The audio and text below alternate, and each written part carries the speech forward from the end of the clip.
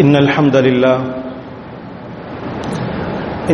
لله نحمده ونستعينه ونستغفره ونعوذ بالله من شرور أنفسنا ومن سيئات أعمالنا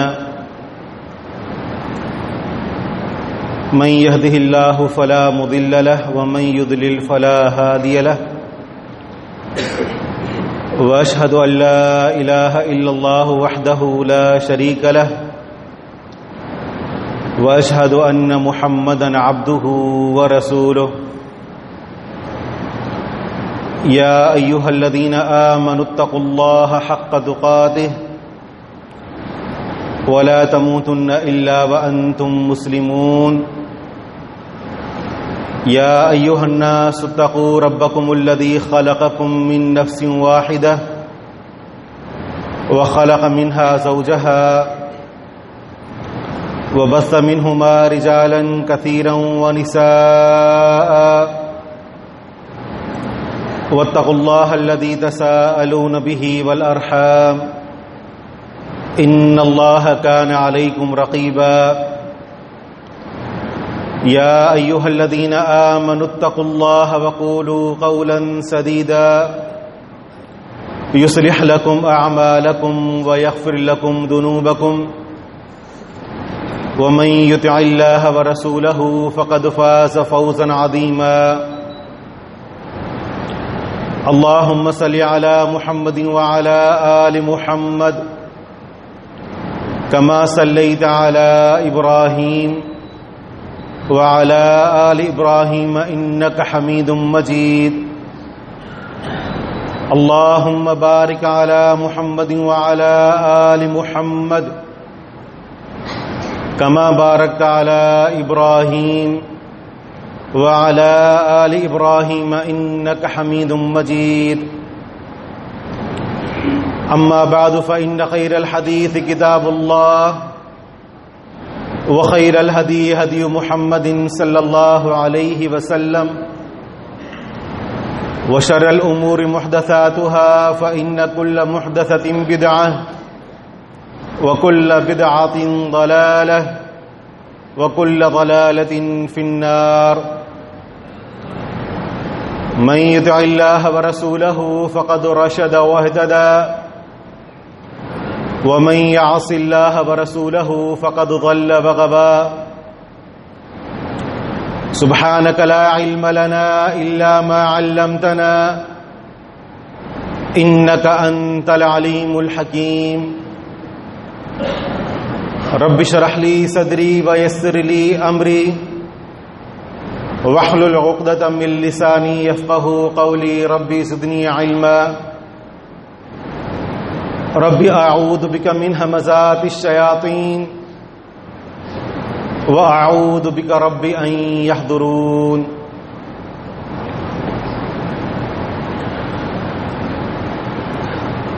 اللہ تبارک و تعالیٰ کا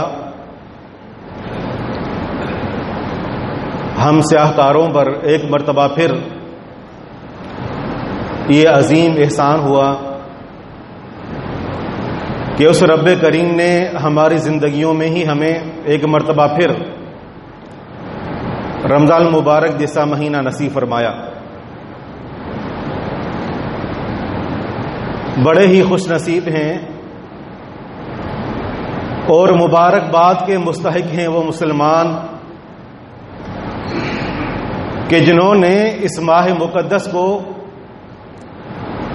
اپنے رب کی رضا کے مطابق بسر کیا. جیسا ان کے رب نے چاہا انہوں نے اس کے شب و روز اسی طرح بسر کیے. نمازیں پڑھیں، روزے رکھے، قیام اللیل کا اہتمام کیا، قرآن کریم کی تلاوت کی، زکوٰۃ، صدقات، خیرات کیے اور نیکی کے دیگر کاموں میں بڑھ چڑھ کر حصہ لیا. در حقیقت یہ مسلمان مبارکباد کے مستحق ہیں اور نہایت ہی قابل افسوس ہیں وہ مسلمان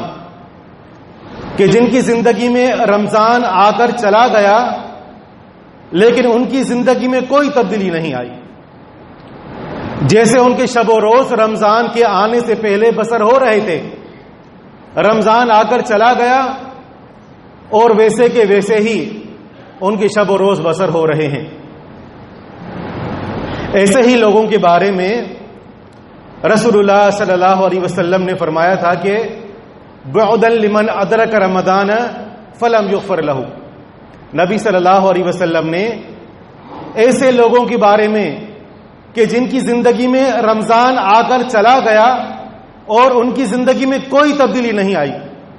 آپ علیہ الصلوۃ والسلام نے بد دعا فرمائی، اور اس بد دعا پر جبریل علیہ السلام نے آمین کہا۔ آپ علیہ الصلوۃ والسلام نے فرمایا کہ یا اللہ تو اس بندے کو اپنی رحمت سے دور کر دے، یا اللہ اس بندے کا تیری رحمت میں کوئی حصہ نہیں ہونا چاہیے کہ جس کی زندگی میں رمضان آ کر گزر گیا اور وہ اپنے گناہوں کو نہ بخشوا سکا۔ کتنا بد نصیب ہے، کتنا بدبخت ہے کہ اس کو یہ تک پتہ نہیں کہ ان دنوں کی کیا فضیلت ہے، جہاں اللہ تعالیٰ کی رحمت،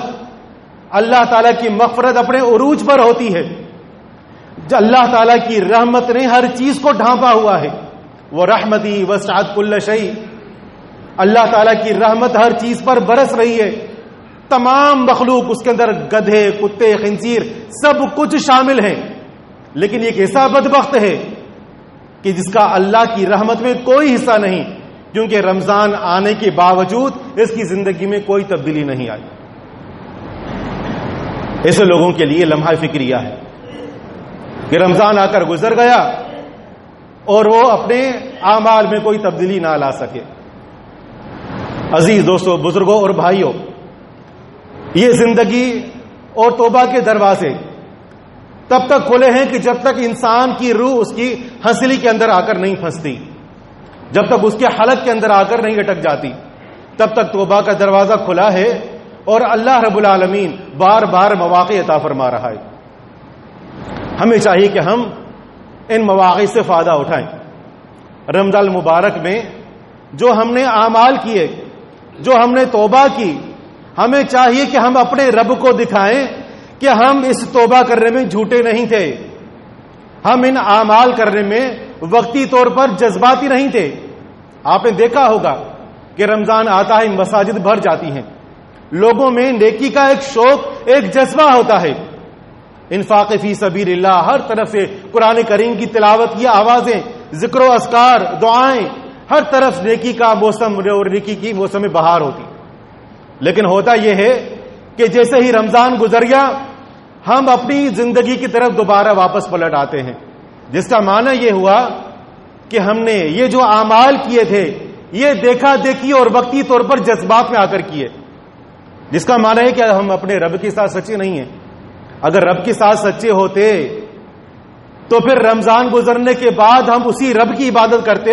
کہ جس رب کی عبادت ہم نے رمضان میں کی۔ رسول اللہ صلی اللہ علیہ وسلم کا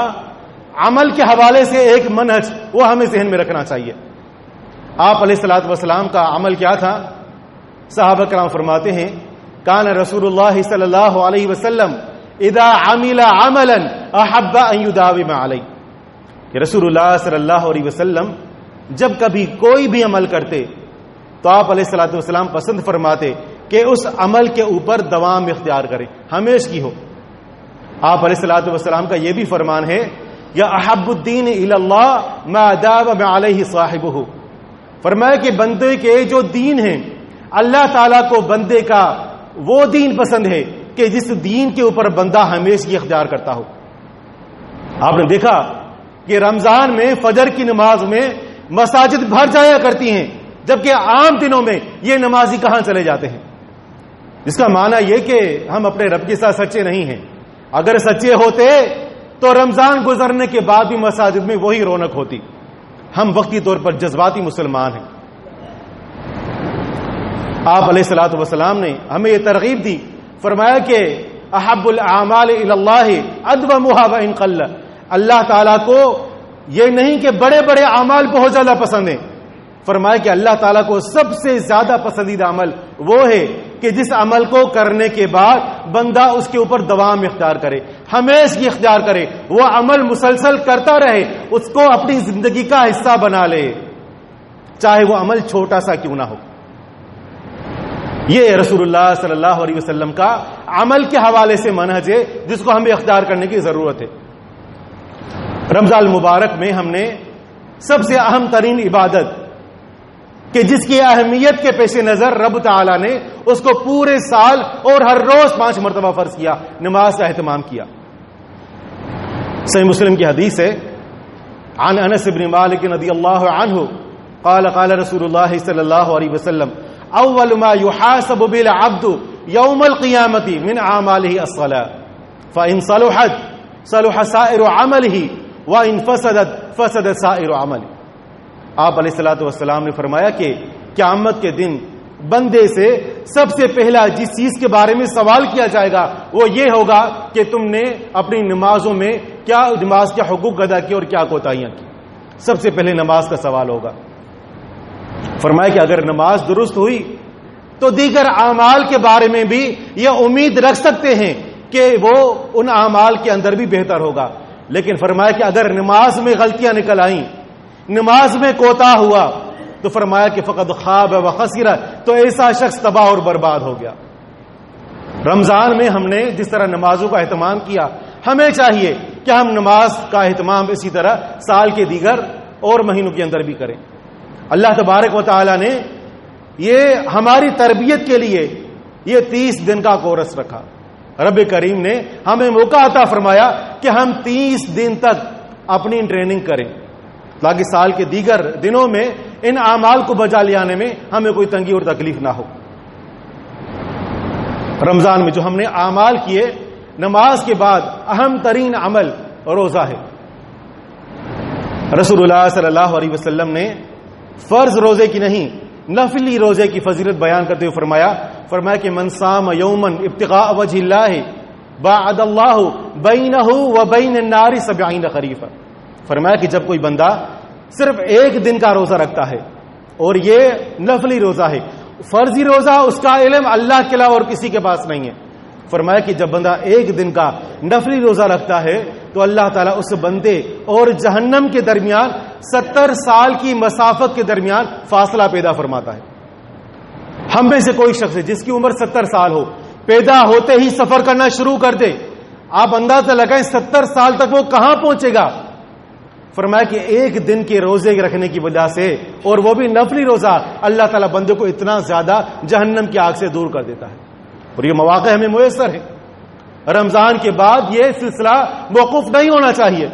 صحیح مسلم کی حدیث ہے، رسول اللہ صلی اللہ علیہ وسلم نے فرمایا کہ من صام رمضان ثم اتبعه 6 من شوال کان کصیام الدہر۔ فرمایا کہ جو شخص رمضان کے روزے رکھے اس کے بعد شوال کے 6 روزے رکھے، یہ ایسا ہے گویا اس نے زمانے بھر کے روزے رکھے۔ آپ علیہ الصلوۃ والسلام ہر پیر جمعرات کو روزہ رکھا کرتے تھے۔ آپ سے پوچھا گیا، آپ علیہ الصلوۃ والسلام نے فرمایا کہ یہ جو دن ہے، ہذان یومان ترفع فیہما الاعمال الی رب العالمین فاحب ان یسعد عملی وانا صائم۔ فرمایا کہ ان 2 دنوں میں پیر اور جمعرات کو اعمال اللہ کے حضور پیش کیے جاتے ہیں، اور میں پسند کرتا ہوں کہ جب میرے اعمال اللہ تعالیٰ کے سامنے پیش ہوں تو ان میں میرا عمل روزہ بھی ہو۔ ہمیں چاہیے کہ ہم رمضان کے بعد ان روزوں کا وقتاً فوقتاً اہتمام کرتے رہیں۔ ایام 20 کے روزے، شوال کے روزے، پیر اور جمعرات کا روزہ بڑے ہی فضیلت والے اعمال ہیں۔ اسی طرح رمضان میں جن اعمال کا اہتمام کیا ان میں قرآن کریم کی تلاوت بھی ہے، لیکن ہم نے قرآن کو رمضان کے ساتھ خاص کیا ہے۔ ایسا نہ ہو کہ رمضان گزر گیا، قرآن کو بند کر کے جزدانوں میں رکھ دیا گیا اور اس کے اوپر گرد و غبار کی تہ چڑھ گئی۔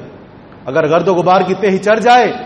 تو صاف قرآن کو نہیں، اپنے دلوں کو کرنا چاہیے کہ دلوں کے اوپر زنگ لگ گیا ہے، دلوں کے اوپر گرد و غبار اٹ گیا ہے، تبھی ہم نے قرآن کریم کو چھوڑ دیا ہے۔ قیامت کا دن ہوگا، امام کائنات جناب محمد رسول اللہ صلی اللہ علیہ وسلم بارگاہ رب العزت میں جہاں اپنی امت کے لیے سفارش کریں گے، وہیں اپنی امت کے خلاف اللہ تعالیٰ کی بارگاہ میں ایک درخواست دار کروائیں گے کہ یا ربی وقال الرسول یا ربی ان قوم اتخذوا هذا القرآن مہجورا، کہ یا اللہ میری اس امت نے میرے قرآن کو چھوڑ دیا تھا۔ قرآن کو چھوڑنا کیا ہے؟ قرآن کریم کی تلاوت نہ کرنا، قرآن کریم پر تدبر نہ کرنا، غور نہ کرنا، اس کو سیکھنے سکھانے کا اہتمام نہ کرنا، اس کے معنی مفاہیم پر غور نہ کرنا اور اس طرح اس پر عمل نہ کرنا، یہ قرآن کریم کو چھوڑنا ہے۔ اور جب فریاد لے کر آنے والے رحمت للعالمین ہوں تو پھر کون بندہ بچ سکتا ہے؟ اس لیے چاہیے کہ ہم رمضان کے علاوہ بھی قرآن کریم کی تلاوت کا اہتمام کریں۔ اس طرح رمضان میں ہم نے بحمد اللہ زکوٰۃ ادا کی، صدقات اور خیرات ادا کیے، فطرہ نکالا۔ ہمیں چاہیے کہ صدقے کا یہ سلسلہ صرف رمضان تک موقوف نہ ہو بلکہ رمضان کے بعد بھی سلسلہ جاری رہنا چاہیے۔ ہم سرتا پا گنہگار اپنے رب کو اپنے گناہوں اور معصیتوں سے ناراض کرتے ہیں، لیکن رسول اللہ صلی اللہ علیہ وسلم کا فرمان ہے کہ ان الصدقۃ لا تطفئ غضب الرب کما تطفئ الماء النار، فرمایا کہ صدقہ یہ اللہ تعالیٰ کے غضب کو اس طرح بجھا دیتا ہے کہ جس طرح پانی لکڑیوں کی آگ کو بجھا دیتی ہے۔ آگ بھڑک رہی ہو، آپ اس کے اوپر پانی ڈال دیں، آگ فوراً بجھ جائے گی۔ جب بندہ صدقہ ادا کرتا ہے اللہ تعالیٰ اس کے اوپر کتنا ناراض کیوں نہ ہو، صدقہ ادا کرنے کی وجہ سے اللہ تعالیٰ کا غصہ اس کے اوپر بجھ جاتا ہے۔ آپ علیہ الصلوۃ والسلام نے فرمایا تداووا مرضاکم بصدقہ، اگر تمہارے بیمار ٹھیک نہیں ہو رہے، ان کی بیماری بڑھتی جا رہی ہے، علاج کروا کروا کر تھک گئے ہو، تو اپنے بیماروں کا علاج صدقے سے کرو، اللہ کی راہ میں صدقہ ادا کرو، اللہ تعالیٰ تمہارے بیماروں کو شفا ادا کرے گا۔ آپ علیہ الصلوۃ والسلام نے فرمایا کل امرئ فی ظل صدقتہ یوم القیامۃ حتی یقضی بین الناس، قیامت کا دن ہوگا، سورج سوا نیزے کے فاصلے پر ہوگا، سوا میل کے فاصلے پر ہوگا، اس موقع پر ہر انسان اپنے اپنے گناہوں کے بقدر اپنے پسینے کے اندر ڈوب رہا ہوگا، یہ پسینہ قہر الہی بن کر انسانوں کے اوپر ٹوٹے گا، اور فرمایا کہ اس موقع پر اللہ تعالیٰ کے عرش کے علاوہ کوئی سایہ نہیں ہوگا، ہاں ایک اور سایہ ہوگا، اور وہ یہ ہے، فرمایا کہ اس دن ہر انسان اپنے صدقے کے سائے کے نیچے ہوگا یہاں تک کہ لوگوں کے درمیان فیصلہ کر دیا جائے۔ 50,000 سال کا دن اور اس دن کی گرمی کہ جس کا اندازہ صرف رب العالمین کو ہے، اس دن کی گرمی سے اگر بچنا چاہتے ہو، اگر پسینے سے امان چاہتے ہو، اگر ٹھنڈی اور پرسکون چھاؤں چاہتے ہو، اس مقام پر کھڑے ہو کر میدان محشر میں اپنے ماحول کو اور اپنے ارد گرد اپنی حالت کو پرسکون رکھنا چاہتے ہو تو پھر صدقہ ادا کرو۔ فرمایا کہ اس دن اس وقت تک مومن اپنے صدقے کے سائے کے نیچے ہوگا یہاں تک کہ لوگوں کے درمیان فیصلہ کر دیا جائے۔ اس لیے ہمیں رمضان کے علاوہ بھی صدقہ اور خیرات کا اہتمام کرنا چاہیے۔ اس طرح ہم نے رمضان میں جو اعمال کیے ان میں سے ایک اہم ترین عمل ذکر و اذکار اور اپنے آپ کو اللہ تعالیٰ کے ذکر کے اندر مشغول رکھنا۔ اسی طرح ہم نے اپنی تو اخلاقی طور پر بھی اپنی تربیت کی۔ روزہ ہمیں یہی تربیت دیتا ہے کہ ہم اعلیٰ اخلاق کا مظاہرہ کریں۔ مسند احمد کی حدیث ہے، سیدنا تمیم داری رضی اللہ عنہ فرماتے ہیں کہ رسول اللہ صلی اللہ علیہ وسلم نے فرمایا انا زعیم ببیت فی ربد الجنت لمن ترک المراء وان کان محقا، فرمایا کہ میں محمد صلی اللہ علیہ وسلم اس شخص کو جنت کے طرف میں، جنت کے ایک کونے میں ایک عالی شان محل کی ضمانت دیتا ہوں کہ جو حق پر ہونے کے باوجود جھگڑے کو چھوڑ دیتا ہے۔ اور روزہ ہماری یہی تربیت کرتا ہے۔ آپ علیہ الصلوۃ والسلام نے فرمایا، صحیح بخاری صحیح مسلم کی حدیث ہے، فرمایا کہ فَإِنْ صَابَهُ أَحَدٌ أَوْ قَاتَلَهُ فَلْيَقُلْ إِنِّي امْرُؤٌ صَائِمٌ، اگر روزے کے دوران تم سے کوئی لڑائی کرے، کوئی گالی دے تو تمہیں چاہیے کہ تم اس سے کہو کہ میں روزے کی حالت میں ہوں، اپنے آپ کو لڑائی جھگڑے سے باز رکھو۔ روزے نے ہماری تربیت کی اور ہمیں چاہیے کہ ہم اس تربیت کو برقرار رکھیں۔ اسی طرح آپ علیہ الصلوۃ والسلام نے فرمایا انا زعیم ببیت فی اعلی الجنت لمن حسن خلقہ، فرمایا کہ میں اس شخص کے لیے کہ جس کا اخلاق اعلیٰ ہے، جس کا اخلاق اچھا ہے، فرمایا میں اس کو جنت کے بلند ترین مقام پر میں اس شخص کے لیے عالی شان محل کی ضمانت دیتا ہوں جس کا اخلاق اچھا ہو۔ روزے نے ہماری یہی تربیت کی کہ ہم اپنے اخلاق کو اچھا بنائیں، خود کی تربیت کریں، خود پر کنٹرول کریں۔ اسی طرح ہم نے رمضان میں جن اعمال کا اہتمام کیا ان میں قیام اللیل بھی تھا. ایسا نہ ہو کہ جیسے ہی رمضان گزر گیا ہم نے قیام اللیل کو اپنی عبادتوں سے، اپنے شب و روز سے نکال دیا. اللہ تبارک و تعالیٰ کا فرمان ہے، فرمایا کہ ان ناشئۃ اللیل ہی اشد وطئا واقوم قیلا. یہ رات کو کھڑا ہونا، رات کو قیام کرنا، یہ نفس کی اصلاح میں اور اپنی گفتگو کی اصلاح میں سب سے مؤثر ترین عمل ہے. اگر انسان یہ دیکھتا ہے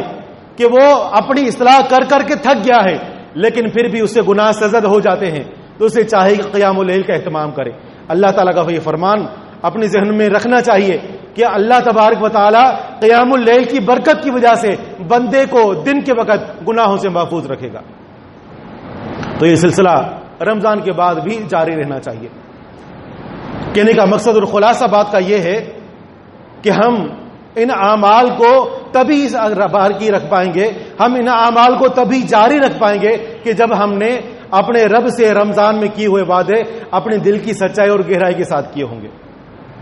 اگر ہم اوپر سے اپنے رب کو راضی کرنے کی کوشش کرتے ہیں اور ہمارے ذہنوں کے اندر، دل و دماغ کے اندر گناہوں کی پلاننگ موجود ہے تو اس کا مطلب یہ ہے کہ ہم نے جو اپنے رب سے وعدے کیے وہ محض زبان کی حد تک تھے، وہ سب کا سب جھوٹ تھا. جس کی سب سے بڑی گواہی ان دنوں میں ہمارا عمل دے گا کہ ہماری عبادتیں رمضان میں قبول ہوئیں کہ نہیں ہوئیں، اللہ تعالیٰ ان کو قبول کیا کہ نہیں کیا. سب سے بڑی نشانی یہ ہے کہ ہم نے ان اعمال کو کرنے کے بعد ان کے اوپر استقامت اختیار کی یا ان کو چھوڑ دیا. اگر استقامت اختیار کی ہوئی ہے تو سمجھ جائے کہ ہم نے اللہ تعالیٰ سے وعدہ کیا، وہ سچا وعدہ تھا، توبہ کی سچی توبہ تھی اور اللہ تعالیٰ نے اعمال قبول کر لیے. لیکن اگر اسی طرح ان گناہوں کے منصوبے پر عمل پیرا ہوئے، وہی اسی زندگی کی طرف واپس پلٹ آئے، وہی بد زبانی، وہی بد نظری، وہی وعدہ خلافی، وہی جھوٹ، وہی ملاوٹ، وہی دھوکہ، وہی بدزنی اور وہی گناہوں کا سلسلہ جاری ہے تو پھر اپنے اعمال کی خیر بنانی چاہیے. جب بندہ اپنے رب کے ساتھ سچا ہوتا ہے اللہ تعالیٰ اس کو مقام عطا یہ فرماتا ہے کہ اس کی نیت کے مطابق اس کو اجر و ثواب عطا فرماتا ہے. صحیح مسلم کی حدیث ہے، رسول اللہ صلی اللہ علیہ وسلم نے فرمایا کہ اگر کوئی شخص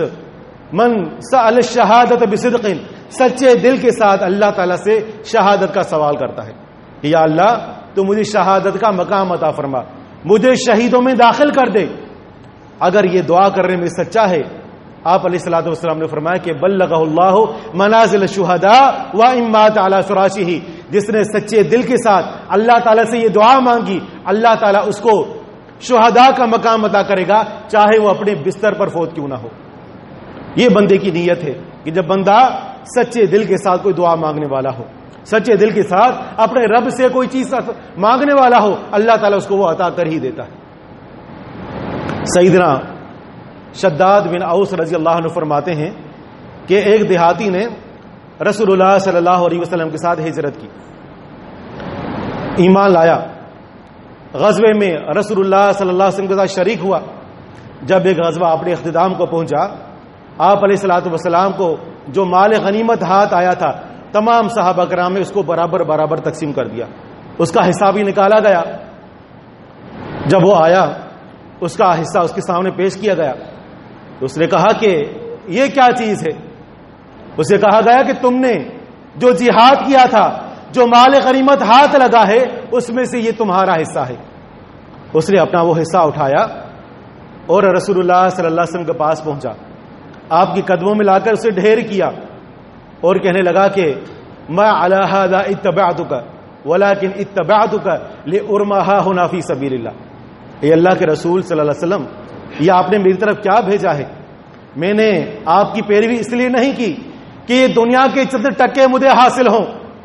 میں آپ کے اوپر ایمان اس لیے نہیں لایا، میں نے جہاد اس لیے نہیں کیا کہ مال غنیمت میں مجھے ملے، بلکہ میں تو ایمان اس لیے لایا ہوں، میں تو جہاد میں اس لیے شریک ہوا تھا کہ میں مسلمانوں کی طرف سے جہاد کرنے کے لیے داخل ہوں اور مشرکوں میں سے کسی مشرک کا تیر اڑے اور آ کر میری رگ میں یہاں پر پیوست ہو. اور اس نے اپنی انگلی اس جگہ رکھ کر اس نے اشارہ کیا. آپ علیہ الصلوۃ والسلام نے اسے بھی فرمایا کہ ان تکن صادقا یصدقک اللہ، اگر تم اپنی اس بات میں سچے ہو، اگر تم اس شہادت کے سوال میں اللہ تعالیٰ سے دعا مانگنے میں سچے ہو، سچائی کے ساتھ تم شہادت کے طالب ہو، تو اللہ تعالیٰ تمہیں اس مقام تک پہنچا دے گا۔ غزوہ دوبارہ شروع ہوا۔ جب وہ اپنے اختتام کو پہنچا اور لاشیں جمع کی گئیں، ان میں اس صحابی کی بھی لاش تھی۔ آپ علیہ الصلوۃ والسلام کے پاس اس کی لاش کو اٹھا کر لے آیا گیا۔ آپ علیہ الصلوۃ والسلام نے دیکھا کہ اس کی شہرگ پر اسی جگہ پر تیر پیوست ہے جہاں اس نے انگلی رکھ کر اشارہ کیا تھا۔ آپ علیہ الصلوۃ والسلام نے فرمایا کہ انہ کان صادقا فصدقہ اللہ، یہ بندہ اللہ کے ساتھ سچا تھا، اس نے جو اللہ تعالیٰ سے شہادت کی دعا کی تھی یہ اس میں سچا تھا، اللہ تعالیٰ نے بھی اس کے ساتھ سچائی کا معاملہ کر دیا۔ ایسا کیسا ہو سکتا ہے کہ بندہ رب کے ساتھ سچا ہو اور اللہ تعالیٰ اس کو مقام عطا نہ کرے؟ پھر آپ علیہ الصلوۃ والسلام نے اپنا جبہ مبارک اتارا، اس کو پہنایا، اس کے اپنے ہاتھوں سے اس کو اس کی لحد کے اندر اتارا اور اس کے لیے دعائیں کی۔ جب بندہ اللہ تعالیٰ کے ساتھ سچا ہوتا ہے تو پھر اس سچائی کی جھلک اس کی زندگی میں نظر آتی ہے۔ یہ کیسی سچائی ہے کہ رمضان میں توبہ کی اور اس کے بعد دلوں میں جو گناہوں کے پلان ہیں اور اس کے اوپر ہم عمل پیرا بھی ہو جائے۔ یہ رب کے ساتھ مذاق ہے، یہ جھوٹی توبہ ہے۔ ہمیں چاہیے کہ ہم رمضان کے بعد بھی ان اعمال کو جاری رکھیں۔ اگر ان اعمال کو جاری رکھتے ہیں تو پھر ہمیں یہ سمجھنا چاہیے کہ ہم اپنے رب کے ساتھ بھی سچے تھے، اللہ تعالیٰ نے توفیق بھی دی اور ان اعمال کو قبول بھی فرمایا۔ رب العالمین سے دعا ہے کہ جو کچھ سنا سنایا عمل کرنے کی